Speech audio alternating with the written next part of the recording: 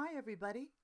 In this movie I'm going to share some of my tips on improving the typography of your e-learning courses.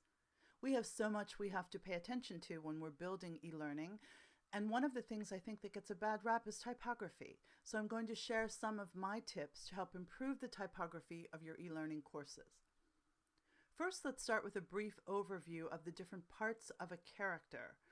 The three main ones we want to pay attention to are the ascender, the area above the line, the descender, the area that goes below the line, and serifs, the little tails that are on the ends of some characters of some of your fonts.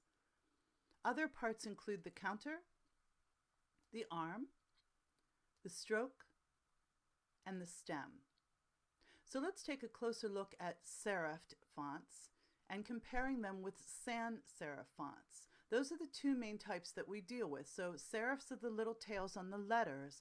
Sans serif, sans, and by the way we don't pronounce the S, is French for without. So it either has serifs or it doesn't. If it has serifs, it's a serifed font. If it doesn't have serifs, it's a sans serif font. So serifs were added to the characters to help visually guide your eye from one letter to the next.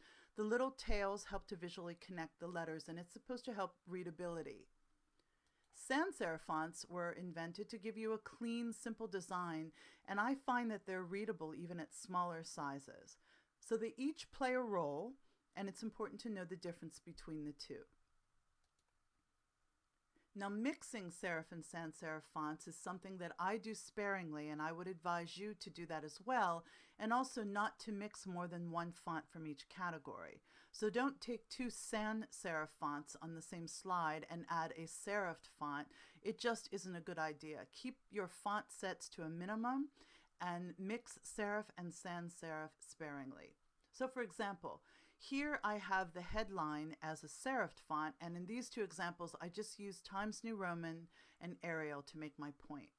So the headline font is a serifed font, it's Times Bold, and the body copy is Arial. And here I've reversed it where my headline is Arial Bold and my body copy is Times. Those are just two examples just to show you how you can mix serif and sans serif fonts. Now, this slide is kind of important to me because I think fonts can evoke emotion. They can make you feel a certain way, and there are some that are appropriate for what you're doing and some that are inappropriate. So it's a good idea to take a look at that. So let's look at some examples. In number 1 here, I'm putting together something for the law offices of Atherton and Stromboli. I made that up, by the way. So I have an example. The first one is in a font called Hobo, and the second one is in a font called Century. So the Hobo is wildly inappropriate here, as it is for most situations, in my opinion. It's too whimsical for a law firm. So in the second example, I chose a font called Century, which is much more professional and corporate looking, and a better choice for the job. In the second example, I'm putting together a flyer for a Halloween beer blast for a fraternity, and I've started with the font Times, which is boring and not really appropriate. And since it's Halloween, down here in the second example, I chose a font called Gargoyles, which I thought was a more fun, better look for that particular project.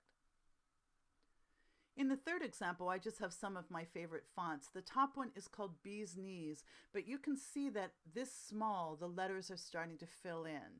So for a font like this, I would want it to be a much larger font so that I can actually see the holes in the letters. So for that one, you want a larger size. Black Olives is a script I love. Eurostyle is a very plain, modern-looking sans serif font. This one's called Footlight. It happens to be a little bit more of a whimsical serif font. I like that one very much. And Hairy Monster is in a category all by itself, but it would be good in fun situations, but again, not good for a corporate project.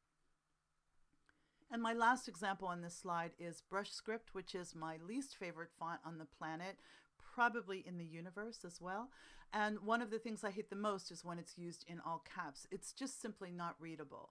So when you're choosing a font, don't just choose a font you love. Make sure it's appropriate for the project, appropriate for the audience, and make sure it's readable. Next, let's talk briefly about hierarchy. We always want our headlines to be the largest, our subheads to be second largest, and our body copy to be after that. Now in this first example, it's a little crowded, even though it's set up properly. So if you look at the second example, just by adding a little space in between the lines, it's much more readable.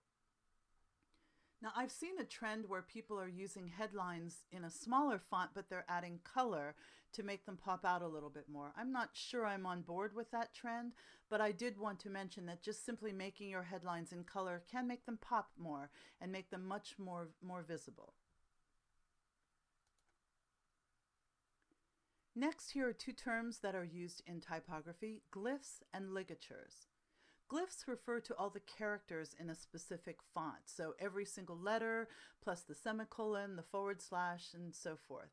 The term glyphs is often used to refer to symbols, though, such as, some of the symbols that I have listed here. And a ligature is where two characters are replaced with a single character. It's very old school, but it's also very professional looking. And a good example would be that two letter F's next to each other would be replaced with a single letter, and here it is. It's a ligature where the two F's are actually joined. And in most Adobe applications, you have the ability to turn off ligatures if you don't want to use them. I think it's a nice look, and again, it's very professional looking. Line lengths. Let's talk about line lengths. A 30 to 40 character line is best for readability. It's okay to go a little over, a little under, but that's a good rule of thumb to shoot for. This is one that I have to struggle with a lot, especially if you have slides where you're trying to put a lot of text on.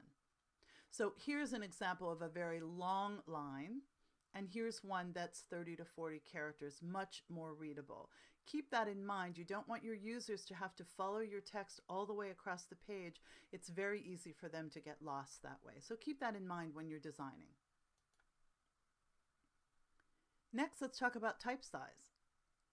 When you're working in an application that is built for e-learning, you're working in pixel sizes. When you're working in something like PowerPoint, you're working in point sizes. So if you want something to be larger or smaller in a certain size, you really have to keep that in mind when you're designing.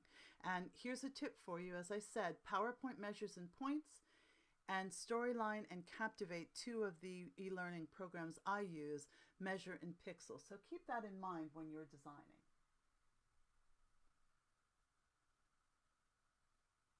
Next, let's talk about tracking and kerning. Tracking and kerning refer to the space between the letters. Tracking is for the entire line or paragraph, and kerning is between two characters. So here are just a few examples. The first one here has regular spacing. The second one is loose tracking or kerning. And the next one is tight tracking or kerning. In this case, these are both tracking because it's for the whole line. And down here we have two examples. The first one is an unkerned set of numbers, and the bottom one is a kerned set of numbers. Just depends on what you're doing. Now, if you're lining up numbers, you're not going to want to kern them. Next, we'll talk a little bit about designing on the grid and making things line up and look professional. So this is just a little illustration here just to show you that lining things up on the grid is the best way to get a clean, polished, professional look. So you can see in my first example here, the headline and the body copy are not lined up, but in the second one they are. That's what you want to shoot for, everything to be lined up on a grid. Next, let's spend a few minutes talking about alignment. I'm from the school of alignment is best when it's left aligned. I do not like justified, and centered is not readable either. So this one on the left is left justified, much easier to read. The one in the middle, especially when you have a lot of type like this, using centered is not appropriate. When centered type is appropriate would be perhaps on a button or a headline that's maybe by itself, or a pull quote, or maybe a poem that you're pulling out to list in your copy. You might want to center something like that just for a visual effect. And for force justified, it never works for me. I never like it because you get these little rivers in here. And if I see this in a book, I really can't concentrate and read it. So I don't like force justified. I know some companies still prefer it, but it's not in my, I never use it. And lastly, let's talk just briefly about contrast. Another thing to keep in mind with your typography. Why is contrast so important? Well, here are a couple ideas. One would be for monitor displays. Everyone's going to be viewing with different brightness. And also for people who are visual or motion impaired, you want to make sure that the copy is readable and high contrast because they use a machine called a screen reader to read your content.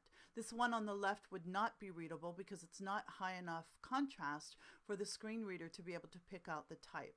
The one on the right is high contrast and a much better choice for that situation. So there was a lot here that we covered, but I wanted to give you the basics of what I think are important rules to follow with typography in your e-learning projects.